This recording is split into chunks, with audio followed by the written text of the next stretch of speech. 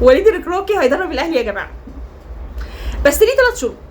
هو اول شرط عايز ايه؟ طبعا ده اللي هو كان المدير الفني بتاع منتخب المغرب بتاع كاس العالم، فاكرينه؟ اللي هو المربع الذهبي. ليه 3 شروط. اول شرط ان هو عايز جهاز معاون كله اجنبي، ما فيهوش ولا واحد مصري ولا واحد، وعايز عقد 3 سنين. طبعا شاف اللي حاصل معانا، طبعا تقريبا احنا بقينا مسجلين زي الزمالك في الفيفا. تالت حاجه ليه عايز 150,000 دولار شهريا بعيدا عن الجهاز المعاون.